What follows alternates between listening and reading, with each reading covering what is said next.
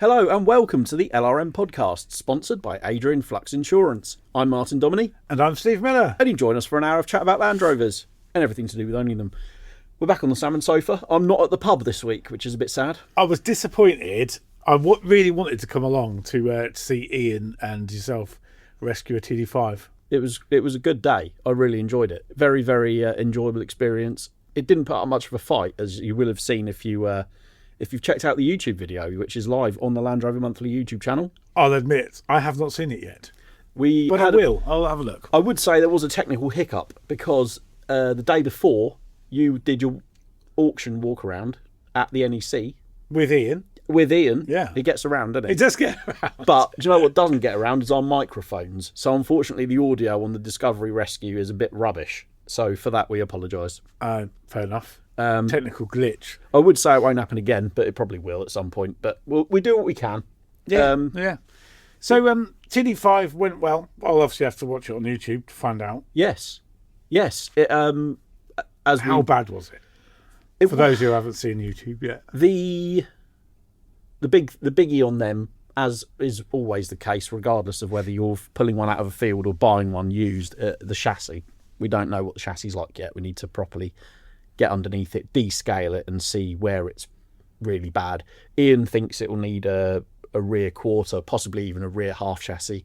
But I think I'm noticed a bit of softness around the front near the steering box as well. So there might be more repairs needed. But again, we won't know until we properly assess it. But you will see that on the LRM YouTube channel. Yeah, good. Yeah, so obviously I was at the Practical Classics show with Ian that same weekend. I think that was on a Friday. Yeah, and then Saturday you were there the very next day. Indeed. Yeah. So I had a good fun looking around Land Rover for sale, and who doesn't want to do that? Absolutely. No, I did catch your live stream. Some interesting stuff. Some really, really cool and different bits and pieces there. I thought the prices generally of stuff was a little bit softer than I would have expected.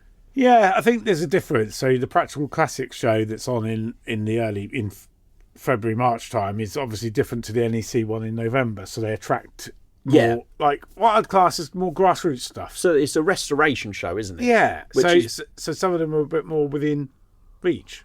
No, it's really, really interesting. I see Haddo's Camel Trophy Edition Discovery sold. I think it made 12 and a bit. 12 and a bit thousand. I thought that was decent. I think that was realistic money. Yeah, I do. But yeah, it looked like a good, decent event. I'd like to go next year. Do you know what I was really surprised at, actually? So we're going to get onto... we didn't plan to talk about auction results too much, but the one I wanted was a V8. I mean, I wanted it, obviously, but I wasn't going to bid on it. But there was the V8 90 County, wasn't there? Yes, I really like that. That was beautiful. And I thought that would do all of its money. So the guide was up to... I think myself and Ian both said it would do about £30,000. Right. But it didn't. It sold for £21,937. Wow. So I thought, that was a really lovely, exceptional survivor, they class it. That's 90 V8 County, 53,000 miles. That is one former keeper from new. Seriously? I tell you what. I reckon someone got a bargain there. That absolutely. And I still maintain that's still worth 30,000 quid. I would say so. For that. Because it was beautiful. Yeah. That's the one I would have driven away. And at £21,000, that is a bargain. Crikey. Yeah. I'm shocked by that. Exciting news personally. Today is the last day I have to tax the 110. As we record this, 1st of April, which is tomorrow, she's tax and MOT exempt. So, for those who don't know, what's the process? I don't know. You have to take the No, you have to take the V5 to the post office, and you basically ask them to change the classification to historic, which sorts out the tax side of it, I believe. And I think the MOT you do online, but I'm going to keep it MOT'd, so I'm not too fussed about that. I haven't been invited to its birthday party. We'll have like a cake at live, maybe. Yeah. I don't think people are that fussed by my Land Rover turning 40. But oh, well, there you go. Happy birthday. I am, because I don't have to tax it anymore. Anyway. Moving swiftly on. Gerry McGovern's gone then. Didn't he go like 6 months ago? Well, there was rumours, wasn't there, and all sorts of stuff going on. And No one really knew what was happening. JLR weren't saying anything, but now they are saying something, and what they're saying is Gerry McGovern, OBE, has announced he will step down as Chief Creative Officer and as a member of the JLR board to establish his own creative consultancy. Well, that doesn't seem like But up-to-the-minute news. The interesting thing is his creative consultancy has been a company for quite a while, so... So if you do a bit of digging. Oh, okay. Anyway, Gerry studied industrial design at Coventry University and automotive design at the Royal College of Art and has since built an international career spanning more than 40 years. Since 2004, he has overseen the design direction of Range Rover, Defender and Discovery, including Range Rover Evoque, Velar, 2 generations of the Range Rover and Range Rover Sport, and the modern-day Defender. And he's also more recently assumed responsibility for Jaguar and led the development of the forthcoming Jaguar brand direction, beginning with the reveal in Miami of the Type 00 concept in 2024. Read into that what you will. Gerry has said, "It's been a great privilege to work at JLR across 2 extraordinary decades, and I would like to thank the Tata family in particular for the opportunities they gave me. And I look forward to the next chapter of my creative career." Well, fair play, Gerry, because... love him or hate him, he certainly did a lot for the brand. Oh, 100%. Yeah, and it'd be interesting to see what Land Rover Jaguar do now. What direction the design goes. It really will. It's quite exciting, actually, to see. It is. It's a huge shift, isn't it? Because you consider, massive. But also, as we said in previous podcasts when all this came about, it's important to remember that he didn't personally design to the last detail every one of those vehicles. He was creative overseer, if you like, of other designers, and of course he put his name to them, and he no doubt had a huge influence. I should imagine he did. A bit like you do with the editorial content of a magazine. You have your contributors, don't you? Yeah. And then if you don't like certain aspects, then you tweak it or don't use certain aspects. So it is your ship to steer. True, yeah. That's not to take anything away from him. It's been an enormous, a very important career for him, and absolutely fair play. And also, hopefully, next week's podcast we'll have a bit more information about the Freelander, because the Freelander's coming back. If you didn't already know, Chinese EV manufacturer Chery are making a Freelander. Not sure how I feel about it. I don't know too much about it, but I'm not sure how I feel about it. Weirdly, because there's been spy photos leaked all over the internet from the crash testing process, which you may or may not have seen. And I have seen a couple of bits. There's a few things that you can choose to. You've got to take a lot of stuff on the internet with a pinch of salt, including this podcast. But but no, do you know? I feel weirdly. What's the word I'm looking for? Personally, I wouldn't go out and buy Chinese EVs. I get why they exist. I get why people buy them, especially the JQ7, which looks quite similar to a Velar in certain lights. But having an actual legacy name on an EV kind of makes me want it more. Like the Renault 5 EV is really cool, and I'd own one probably if I ever needed a small electric car.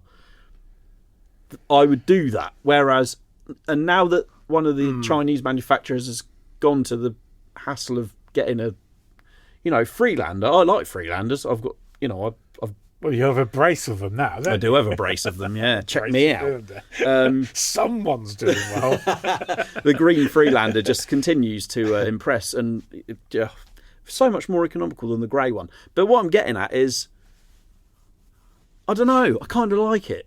I'm excited to see the proper release of it, and we'll get like an overall view of it and the interior and the tech and obviously all the specs that it will boast. But I kind of like the idea of it. You see, you talk about these JQs. There's somebody that works here, not for Land Rover, but on the outdoor leisure stuff. And he's just received a JQ as a company car. And it's absolutely laden with all the tech. Yeah. So they're technically giving the market what it wants. It wants tech. And it wants it cheap. And it wants it. And it's an appliance. That's it. Yeah, I mean... And it's X amount per month. That's it. The end. Yeah. It's not going to get under your skin. If you if you really don't care about cars and you want something, Jacob. or any of the randomly named Chinese EV brands which offer BYD.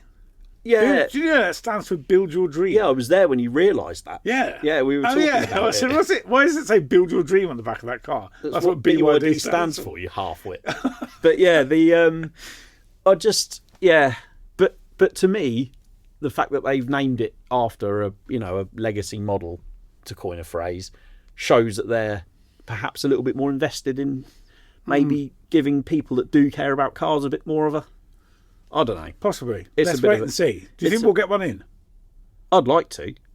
Yeah. I've been in touch with the press office and they haven't replied to me yet, but I assume they're very, very busy at the moment because, the launch is imminent. So hopefully we'll have more information very, very soon. But yeah, it'll be interesting to see exactly what happens.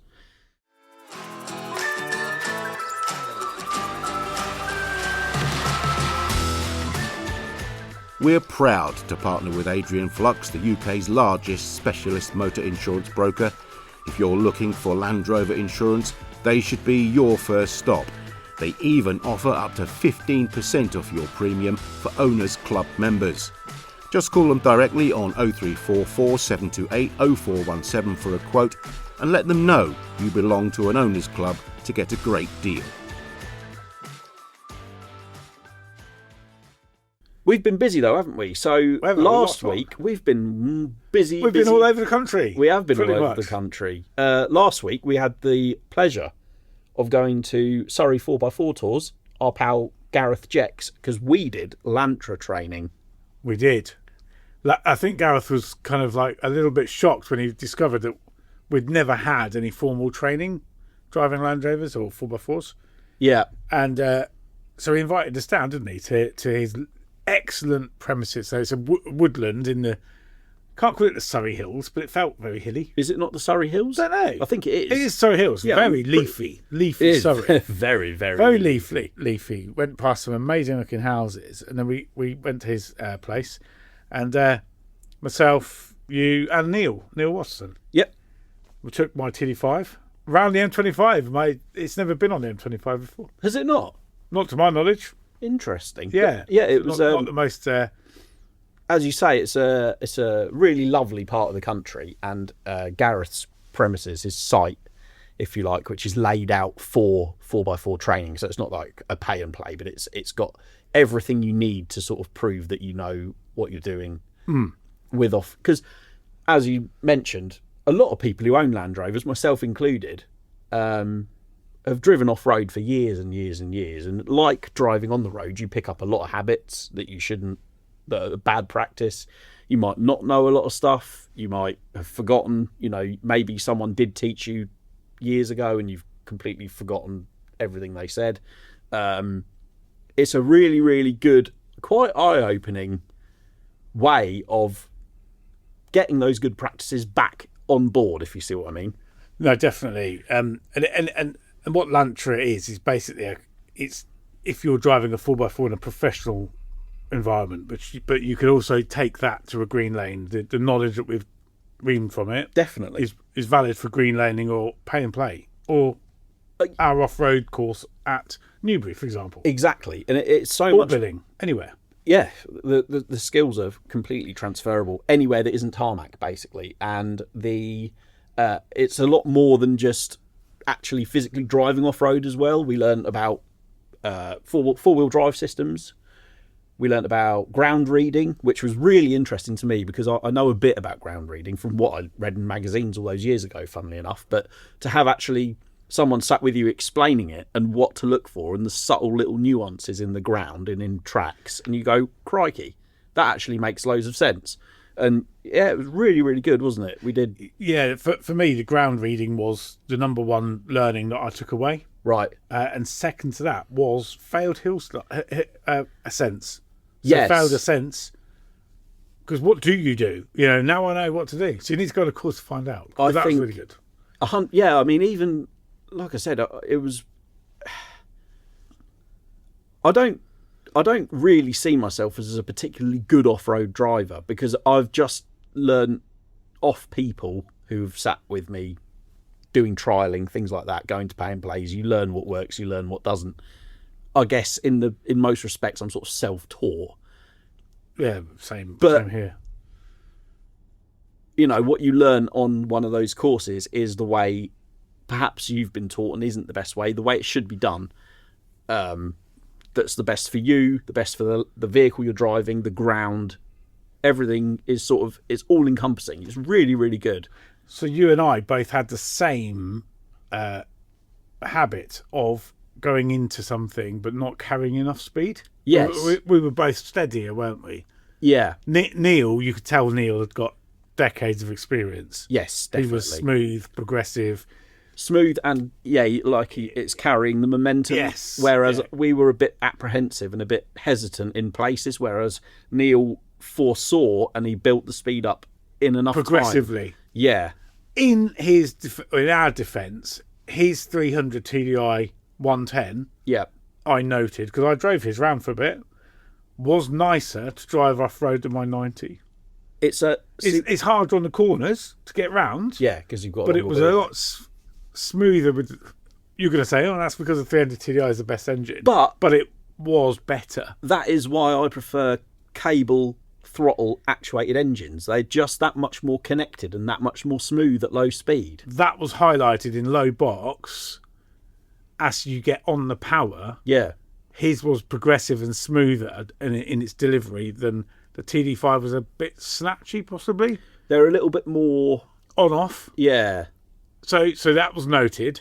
One of the key things, so basically how the day progresses is that you get points, don't you, sort of added. Like a minor point, don't you? You get points added for issues or like habits. a normal driving test. Basically. And you and I came away with 10 points. Yeah. 3 of those points, but because we drove the same car, mine, with a loose load inside. Yes. I.e. the optimal steering locking swivel cap, which in an accident or a rollover, that could probably knock you out. It's a heavy... Or kill you. Worse. It is a heavy... To be honest, it doesn't really matter what it is that's rattling around in your car. If it's not strapped down, especially when you're off-road, and you do put it on its side or whatever, that's going to go wherever it wants, and you're not wearing any protective equipment or helmet or anything like that. That could do you quite the mischief if you weren't careful. So that was something I took away. And Gareth was... so anyone going to do the Lantra course... Empty your car out. Empty your car from anything that's loose.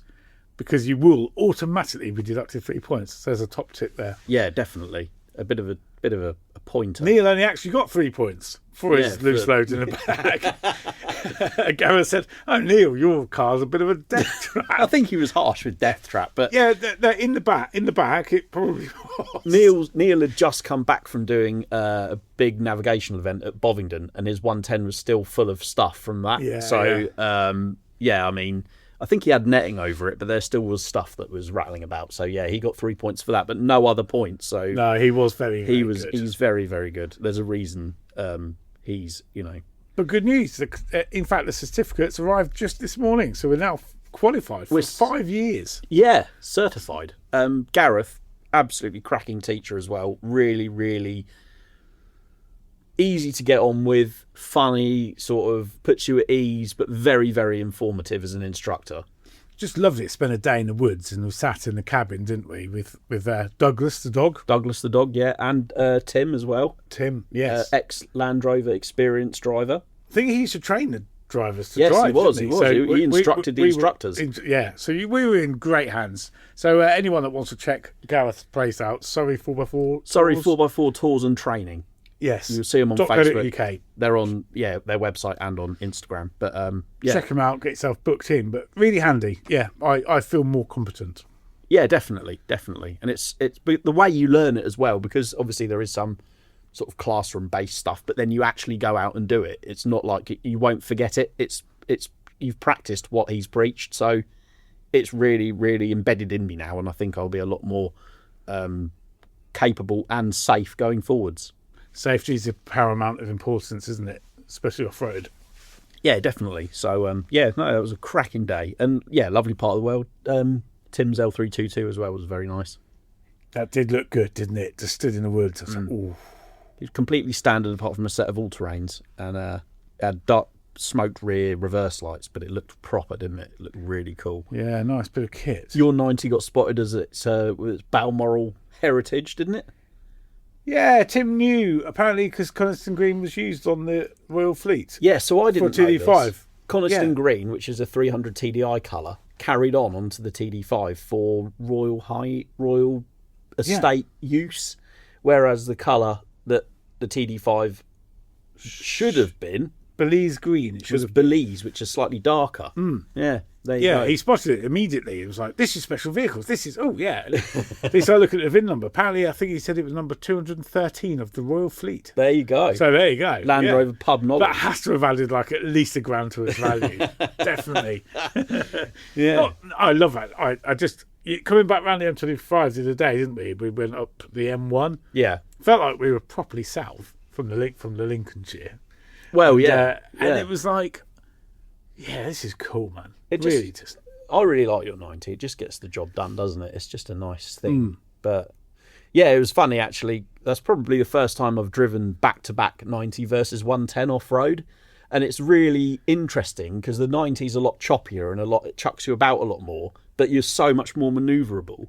Whereas the 110 just rides like a limo, but obviously you've got to be really careful in trees. Yeah, there were some tight turns there, obviously, so you can pick the correct line. But that 110, I was really impressed. Yeah. I left thinking I needed a 300 TDI 110 and a TD5 90. Yeah, Neil's 110 is really well set up. Yeah, it is, yeah. Yeah. It doesn't, don't get me wrong, it's cosmetically challenged, but beneath the surface, it's a really beautifully set up Defender. Yeah, it definitely does look like it's high time for a little bit of paint. It could do with a refresh, bless it. I'm sure he wouldn't disagree with me saying that. In fact, I know he wouldn't because he admits it himself. Yeah. But so that was that, and then weekend just gone, Newbury. Yes, the first of the year, Newbury 4x4 Spurs Day. What a day it was! It was slightly different this year because of Easter. We had to come a week do it a week early. Yes. So added confusion, and what we failed to realise at the beginning was the clocks went forward. So it was equivalent of getting up at 4 a.m. for us. It was, yeah, because you no doubt, if you trade at Newbury or if you've traded at any of the Spares days, you'll no doubt have seen that Steve and I and some of our other colleagues, we don the fluorescent orange jackets and we spend a few hours in the morning waving at traffic and booking in tickets and scanning tickets on the day gate. Yeah, and that was no exception. And nice to meet so many people who listen to the podcast and say hello in the queue. It's brilliant. Yeah, it was really, really nice. I had a few requests for stickers. Yeah, I had loads of stickers out, actually. Brilliant. Yeah, it was really, really good fun. Well attended. We were a bit worried the day before because I wasn't actually there at that point, but you said there was actually snow the day before. There was a little bit of snow on the Saturday. Sort of a weird sort of blizzard came through. Right. Obviously, I was nice and warm in the cabin at that point. So I'm all right, Jack. Just absolutely, yeah, very convenient. Yeah, it's just a weird one. So when the clocks go forward, we had wintry conditions, and it was just a little bit different to usual, but still loads of stuff. And the buzz of people buying things at the right money. Yeah. And the buzz of the same person that's just sold it, selling it for the right money. That's, for me, the deal has been done and everyone's happy. Yeah, definitely. Oh, mate, there was some stuff coming out of there. There was. Yeah, I was on the hunt for a few things for a few different people. One of my friends wanted a 110 capping, tub capping. But the only ones I could find were the ones that Paul Darlow sells, the re-galvanised ones, and he didn't want to. He wanted something that looks a bit older. Yeah, he wanted it's an ex-utility 110, so it looks a bit, it's not mint, and he wanted something to suit that aesthetic, which probably wouldn't work if he'd have put a brand new shiny Galv one on there. I had to keep an eye out for an L322 boot mat, which I thought there'd be loads of, and in fact I've seen them at Spares Days for sale before, but I couldn't find an L322 boot mat anywhere. You need to stop looking for it, and it will just appear. It will, yeah. A bit like those lower dashes, I saw loads of them. Yeah, mate. Yes, I did. Yeah. Just how on earth? But when you want something. But most people that came up to us on the way out that perhaps listen to a podcast were talking about buying all the manner of things that they never expected to buy. Yeah. It was there. It was the right price. They've got it for their future projects, whatever. I can relate. Really good. To be fair, I needed the little bracket on a 200 TDI Discovery and Range Rover Classic engine. There's a bracket that goes from the turbo to the engine block. It sort of supports the manifold. And mine, I didn't get one when I bought that engine, so I've been on the lookout for one of these little brackets, and I haven't found any. But I did find a 200 TDI turbo with the bracket attached. So a little bit haggling later, I came away with a spare turbo, and I just Results. yeah, 35 quid. I was very pleased. That's cheap. That is, and the turbo's got no play in it at all. For £35. 35 quid. I was chuffed as nuts. Yeah. No, brilliant. And that's the beauty of it. But coming up soon, 19th of April, we're back at Ripon. We are back at Ripon. The weather is guaranteed to be better than it was back in February. Yeah. Because you won't be in about a foot of water. It's all dry now. It's good to go. Yeah, that was the slightly disappointing thing, having to move the date. But it will be better. Like you say, April, hopefully, it will be brighter, sunnier, and it will be a great atmosphere. I'm really looking forward to Ripon. And just to frighten ourselves just a little bit, LRM Live is next month. I know. You know your 4x4, you've chosen every upgrade, every bolt-on with purpose. So when it comes to tyres, chunkier, wider, more capable for the conditions, you want the perfect fit. Not just any tyre, your tyre. That's why you'll choose 4x4tyres.co.uk, the wheel and tyre specialists, trusted by Land Rover owners and serious off-roaders alike. Whether you're upsizing, overlanding, making your Defender look the part, or your Discovery turn heads, we'll guide you to the right set.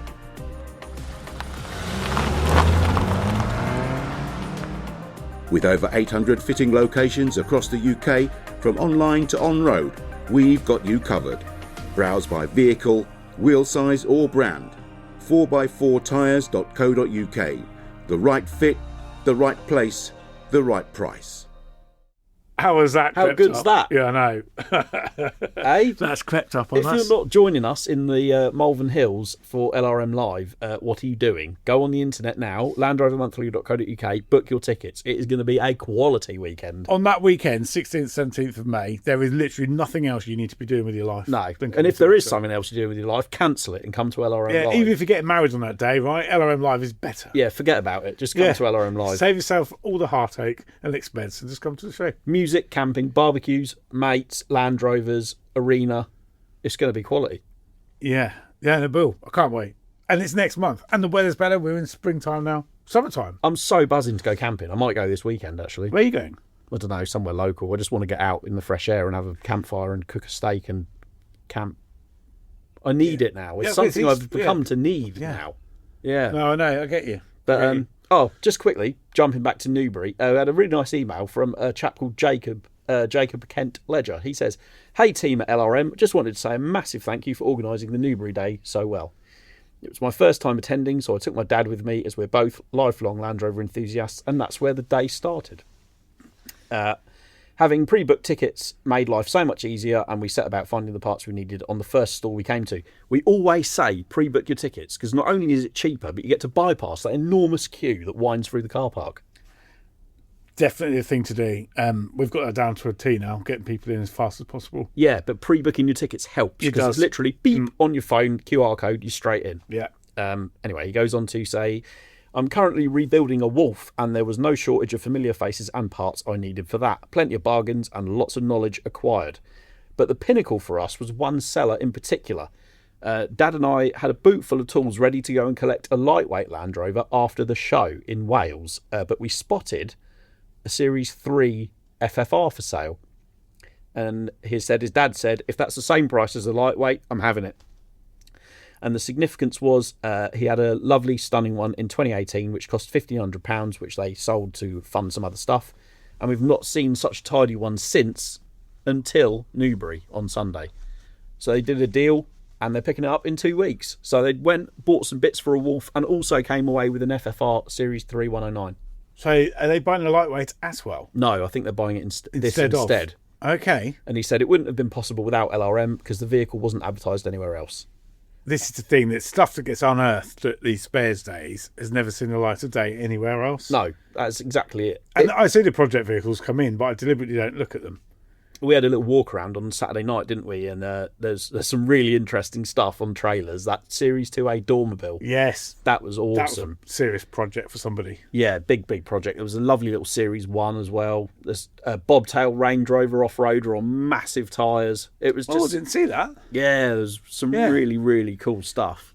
Every time I see the overseas visitors coming from Holland and places like that in their Pulse ambulances, yes, I want one every single time. That is so cool. Some really nice ambulance and campers there. There's just such a variety of stuff, and of course the car park's worth a wander around in itself because people turn up in some really cool Land Rovers. Yeah, that's good. But no, Newbury, a great success, and we look forward to seeing you at Ripon, which is on the 19th of April. 19th of April. If you haven't already got your tickets, landrovermonthly.co.uk. We'd love to see you there. And it's also important to remember that even if you're not, well, as I've just said, even if you're not actually looking for anything, you'll end up buying stuff anyway because that's the way it goes. But if you want to sell stuff, if you want to clear out your shed, or if you've got bits for a vehicle you no longer own or whatever, gather them all up, book a trade pitch and go and make some money. Yeah, it's easy money. And Easy money. Bring cash. Yeah. Lots of people actually ask us about cash machines on sites.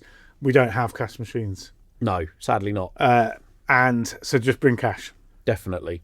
Yeah, cash is definitely king at these events. Definitely. And there's bargains to be had. You've got more buying power if you've got money in your pocket. That's what I would say.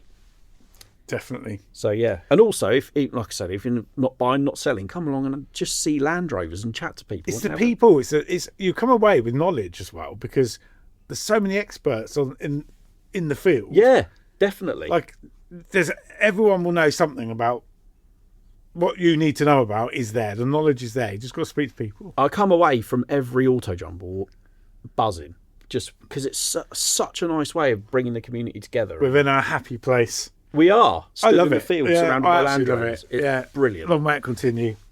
Talking of our happy place, there's a new issue of Land Rover Monthly on sale. It actually went on sale last Wednesday, but because I was with Ian, I forgot to mention it.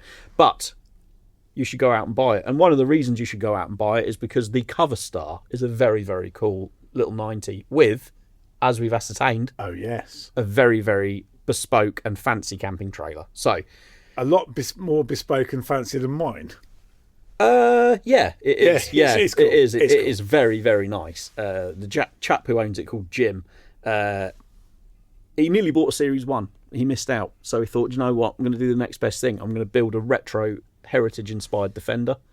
I'm going to put a V8 in it, and then I'm going to build a camping trailer because I want to go camping. And that's exactly what he did. And the result is an absolutely stunning combination.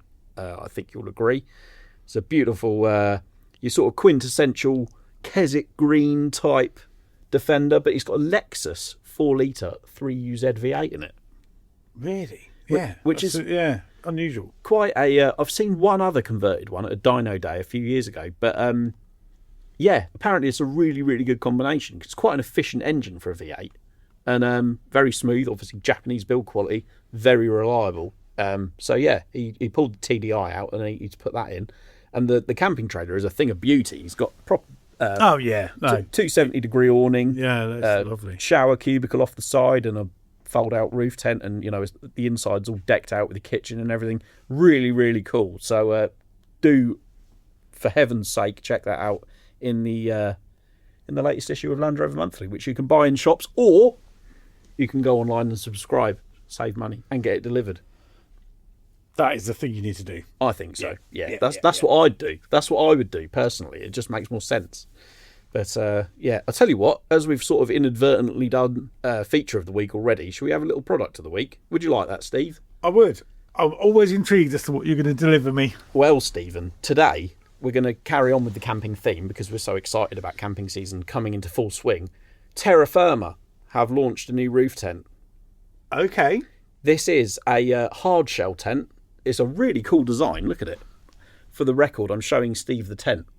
It's a aluminium hard shell, which we all know are quicker and easier to put up than soft shell tents. Yeah, nice. I suppose it's just got the struts at pink. Yeah, so it's got a really because a lot of the hard shell tents just hinge at one end, so you get very little, like a wedge of cheese, if you like. You get very little space at that end. Whereas this one, because it's got a clever X hinge, it lifts up and open. So I'm liking that. Because I find those, let's call it the cheese wedge shape. Yes. I find them a bit restrictive because I'm 6'3". When you're at the other end, your feet are brushing it. Yes, I don't like that. But Not that a problem cool. in this one, yeah. Really, really clever. So you've got the X hinge, which gives you the extra height. It's got 2 side windows, skylight, fully waterproofed, obviously. 70mm thick mattress, which is quite generous for a roof tent. It's 92 kilos, so not the lightest, but 2,300 quid. That's not bad for a hard shell tent, which offers what that seems to. Just the pure speed of being able to put it up and put it back down again is worth the 2,300 quid. Definitely. If I had my time again, don't get me wrong, I love my roof tent. I would definitely buy a hard shell. Yeah, I think I would use my tent more if it was a hard shell than a soft shell, because it's like it's just inconvenient. It takes a little bit of faff. It's putting it away because you're climbing all over your car or your trailer to tuck all the sides in.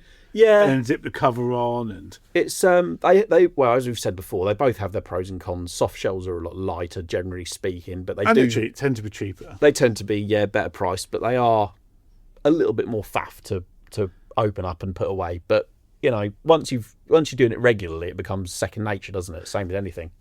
You for 2,300 quid, you could buy that for the same price as a week in Spain. I know. You've got that for holiday after holiday after holiday. Time and time again. Yeah. So it's actually not that bad value whatsoever. I am inclined to agree. I can remember when roof tents first came about, and they were like the sort of, you'd only have one if you were going to Africa and you needed to stay out of the reach of lions and things like that, and they were so expensive. Whereas now they're a lot more attainable. There's still a lot of money, and you've got to look after them, but they're so much more attainable to people who just like camping around the UK or going to Europe or whatever. Yeah, no, definitely. And of course, with what's going on in the world at the moment, the staycation thing is probably making a bit more of a comeback. Probably. The UK, especially here in the UK, not necessarily needing to travel as far just to get a week away. Yeah, definitely. Yeah, I like I said, all the camping I've done probably since September last year has been within 40 miles of where I live. Yeah. You just need to get out, go somewhere different, get out in the countryside and just enjoy a few drinks, nice campfire, just have conversation, leave your phone in the car and just chill out. It's so, so good. So when we're going then, come on, let's go down to our Fotheringhay place. Yeah, well, I need to message them actually, because when I texted them last year, they were like, no, we're not opening till April, so I'm hoping they might open. Oh, it is April now. What am I talking about? I'm talking absolute nonsense. Now, it's actual open. April. Yeah, because they've had, obviously quite wet ground, but they're ready now. Cracking campsite. Yeah, definitely. No, I'd love to get back there. Camp right by the river. Yeah. Fantastic stuff. But yeah, what else is new with you then? Anything new in your world? We've fitted your wiring harness. Yes. So I must say, actually, thank you to a couple of the guys. Your names escape me, but Jamie at Defender Restore was one of them, and somebody else on Instagram gave me 2 top tips how to get the loom through the chassis. Okay. But we'd already committed to buying that sort of camera, hadn't we? Yeah, the little Amazon I camera. couldn't feed it through at one end and operate the camera at the other, so you kindly came over. It was like surgery. It was a bit, yeah. It was, and we gave birth to a wiring loom at the end, because eventually, the wiring loom did come out, but we worked out, because there's quite a lot of bulk at the end. Yeah, we'd put some sort of fencing wire taped to the loom, hadn't we? Yes. It was trying to go underneath the shock mount inner sort of support and the top one, so we needed to feed it through the middle of both of those, didn't we? Yes. And it was like surgery. And what a sense of achievement at the end when it came out. It sounds mad. It sounds ridiculous, because you'd think it would, on paper it sounds like a really easy job. But when you're using, like you say, we used fencing wire because MIG That's wire. what I had.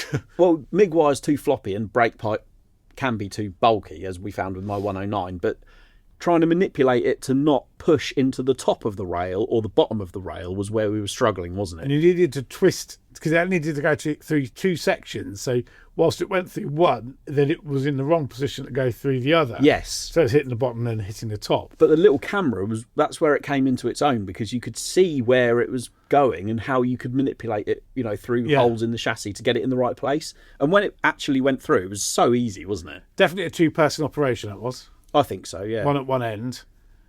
Even harder on a 110, I would have thought. Probably, yeah. Because it's further.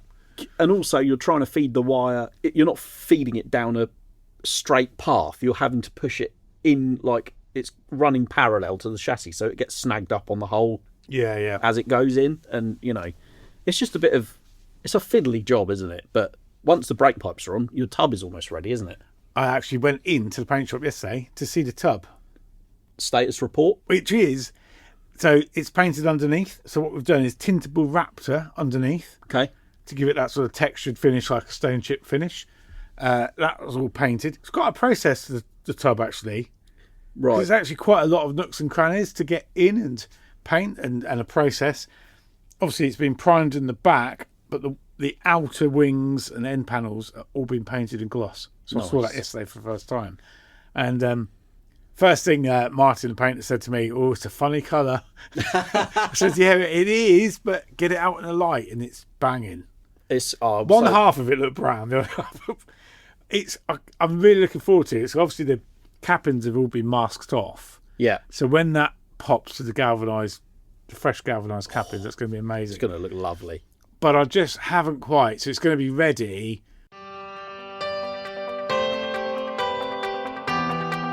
Finding the right parts for your Land Rover or Range Rover shouldn't be an off-road challenge. At bmh4x4.com, we've built a smarter way to get you back on track.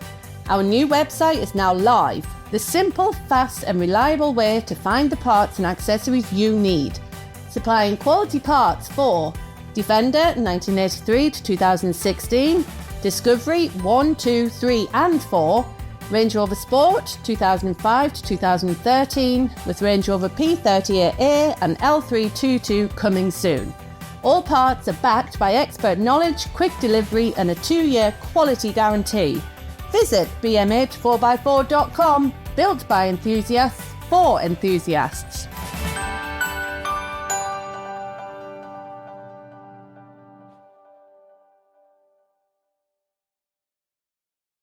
Well, the tintable, so you needed some more Raptor. He's going to do the load bay with more Raptor, but put that through a primer gun. Yeah. So you don't get such a hard finish. Much you get finer, flat finish. Because at the end of the day, I'm not going to work the Land Rover like a working And off-road. you're going to have a mat in it as well. Yeah. But I just wanted it to be like...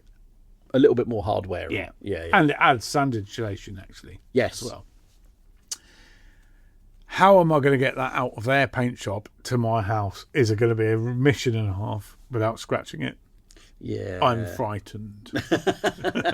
It's a big old panel, isn't it? Lots of carpet offcuts, lots of old rags, and strap it down into a van, a clean van. A clean van. And the unfortunate thing, I'm going to have to hire a van for an hour tops. You're not the only one with a van. Not big enough to fit the tub in. Inconvenient. I know someone with a van, but it's full of tools. It needs to be an empty van. Yeah. It's worth the 60 quid to hire the van for an hour. It would be, yeah. Just to get it you'd back. kick yourself if you tried to do it on the cheap. Yeah. And then damage tractor and it. trailer or something from down the road. Not going to happen. No, not a good idea. But good news. Nice to see it, though. Yeah, I'm really excited to see that come together, because it is literally like, everything's painted now, isn't it? Apart from the bonnet and wings. But Bonnet, wings, we front can do panel. the majority of assembly now. Yeah, no, there's nothing. There's no hold-ups now. No. I mean, especially- clearly, we're sitting here like LRM Live is next month. I think it's safe to say it ain't going to be there. Unless we take, Unless we don't do anything between now and LRM Live and just smash that together. no. But we did ascertain, after talking to Ian and Greg, obviously, we need to get everyone over and have a day on it, have a barbecue, and just smash the jobs out. That idea came about over all good ideas start in the pub. Obviously. So there I am sitting with a pint with Ian at the Practical Classics show. And we said, why don't we do this? Contacted Greg, contacted you. We're in like a Facebook group. If there's a man who knows how a Defender goes together, it's Greg. Yeah, so's door gaps on Oh, no, that'll be all right. It's just trial and error. It just takes a while. But yeah, so hopefully a day with 4 Fettling. proper people in the room. Yeah, it'll be good. I'll just be like a tool caddy. Just a tool. I'll just be a spare tool in there. But you need somebody to say, can you pass me this? Can you pass Oh, me yeah, that? definitely. Yeah. I don't Plus, mind you know everything is as well. It's your place, so I don't. it's all, at the back somewhere. Anyway, we've got a long weekend coming up, so I'm going to tidy up. Good. And get everything absolutely ready Sounds for like this day. And then well, I'll have a bit more time now because the 110's finally back together. thank Running goodness. on the road. I've been watching your Instagram reels, actually. I've done a few. Yeah, no, it's all good. We've got lots and lots of lovely oil pressure now. Drives beautifully. Engine's lovely and quiet. The last piece of the puzzle is happening on Monday. It's getting a new exhaust because I've really done a horrible job of making the exhaust at the moment. And then it's done. Brilliant. Oh, apart from the transfer box, I do need to put the discovery ratio transfer box in it. An afternoon's work for you? Yeah, so it shouldn't be Messing too around? bad. I'll have to, it'll be fine. But other than that, and the Series 3 is almost fixed as well now because as I said in the previous podcast, the clutch decided to not work after we just fixed the Freelander. I was pulling it back onto the driveway and the clutch pedal decided it didn't want to do anything anymore. This So, happened on the driveway. yeah, that's true. It wouldn't have Yeah. been much fun driving a Series 2A crash box back without a clutch, so it happened in the right place. So, things are ticking along nicely. Yeah, even with the sun shining now, the optimism for the Land Rover year and all the events. Gonna and be the brilliant. camping trips. Here's a question. I can't remember what video it was on. Someone commented on a video and said, I don't care about the Series 3. The 110's what it's all about. When they're talking about my Land Your Rovers. fleet. And I was like, I don't know what to take to shows. I don't know what to Oh, I think you should take the 110 this year. do. You? Yeah. Give the Series 3 a break. Yeah, I've seen it enough. People have seen it. If they come to our stand, That would work for me because it means I wouldn't have to put the new wing and bumper on the Series 3, which is something that I've been meaning to do for ages. So that would give me more time. I would take the 110. Yeah, maybe I will. Put the roof tent on it. Perfect. Good idea. No, I think you should. You've got enough shows to go to. Yeah, there's lots on this You year. could alternate it. LRM Live, Billing, obviously, the Billing Off-Road Show. That'll be a cracking weekend. That always is. And then LRM Fest in July. Shelsley Walsh, Lucas Classic is this year as well. That's in June. There's a lot going on. Yeah, they're advertising. You can go and get tickets. We'll be there. So Yeah. that is well worth going to that for a day out. It's not purely Land Rovers. There's a bit of everything, but there's always some lovely Land Rovers there. Series, especially Land Rovers, Classic. Jaguar, British, really, mostly British sports cars. And the weather is always beautiful. Spitfire fly past. Yep. Hill climbing, there's action all day. Cars going Beer uphill. tent. What more could you want? They have lovely food, and it's just a nice atmosphere. Mini Rovers is often there. Indeed, yes, yeah. They have like a separate field, don't they, with like a car show, and they're always in Yeah. there. It's No, really good. Yeah, it's a nice event. I think. Yeah. There's other stuff going on. I haven't got my calendar, but it's going to be a busy year, but it's going to be a cracker. I'm really excited. And yeah, obviously being back at Newbury last weekend, we got sort of a bit of a refresher of the off-road course at Big Land Rover Fest. Dedicated RC off-road area as well. So if you've got a radio-controlled Land Rover, we'll be building you a dedicated place you can drive your scale 4x4 right next to the real off-road course. So keep an eye out for Boom that. Racing are going to be looking after that area for us, aren't they? Yep, Pete, Dave, Paul, and Mike will be there on hand to answer your questions, to show you around their models, and obviously they'll be right next to the off-road course as well, which we'll be building between now and when Fest happens, 10th to 12th of July. So don't miss out. It's going to be awesome. Yeah, no, brilliant. What else have we got going on? Must have loads of things. There's loads of stuff going on, Steve. I tell you what, next podcast we're going to have to do another listeners' questions one because I've got so many. Are they building up again? They are. It's really, really. I love absolutely. it. Yeah. It is a highlight whenever I get an email. Listeners to the podcast, readers of the magazine, people who watch the YouTube stuff. A lovely email about the Discovery 2 video, in fact, from a lady called Sarah who said, I've got a Discovery at home. I'll read the email out on the next one, but basically saying we've kind of made her realise that it's worth getting back on the road, and it will be. They're all worth getting back on the road. They all need saving. Save a Land Rover.